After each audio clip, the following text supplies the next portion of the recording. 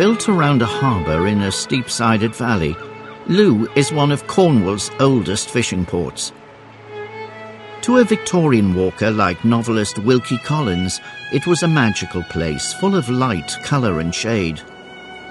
Having left the Millpool car park, today's walkers follow an uphill route into the Kilmarnock Woods. Kilmarnock is one of the oldest woodlands in England, and there are several routes through it, each of which is clearly signposted. According to legend, the first women to frequent these woods were 17th century witches.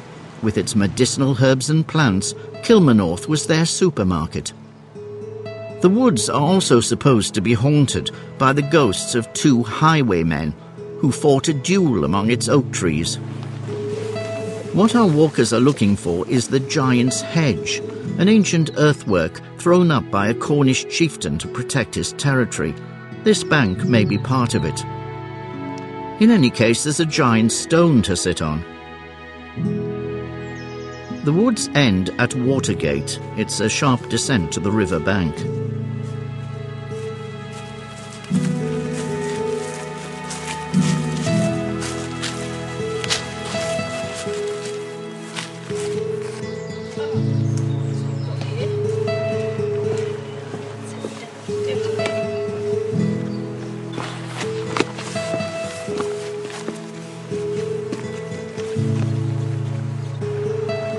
At Watergate, the route bears left up a country road that leads to farmland where sheep are grazing.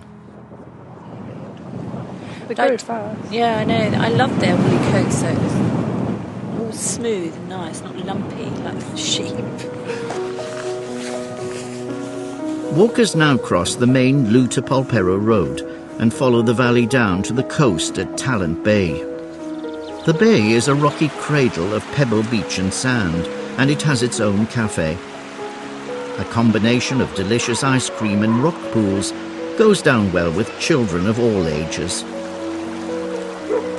And the dogs like it too.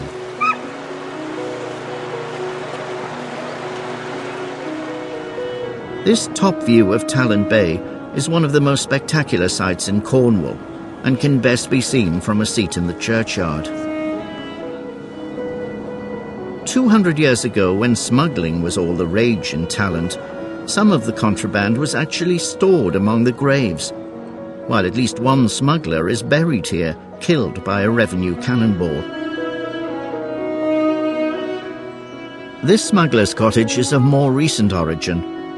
The man who lived here in the late 70s was part of a gang that brought £100 million worth of cannabis into the country. They were caught when Customs and Excise boarded a motor yacht in Talent Bay.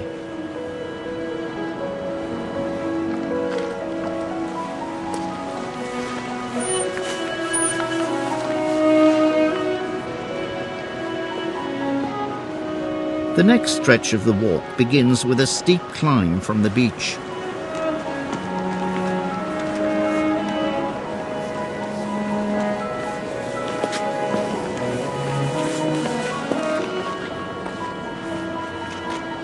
After that, the coastal path is relatively gentle as it curves towards a headland called Hoare Point, where the most notable feature is a flat-topped sea stack.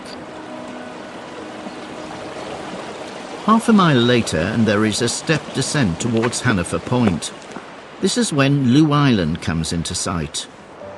There is a Christian tradition that the boy Jesus and his uncle Joseph of Arimathea visited the island of Lamana, as it was then called. Capitalizing on this legend, the Benedictines turned it into a place of pilgrimage. Lamana became so popular in the early Middle Ages that the monks built a chapel house on the mainland to offer pilgrims food and shelter. It's now an excavated ruin. Yeah, you can see the outline. I don't suppose they were able to put up too many pilgrims, were they? It doesn't look big enough. Slept outside. Yeah. But apparently Roman coins have been found here. It doesn't look much, but this Benedictine chapel was the first Cornish B&B, the beginnings of a tourist trade. It's downhill now to Hanifer Point, where a kissing gate has to be negotiated. On reaching West Looe Quay, our walkers are within half a mile of the car park, where their 7-mile journey began.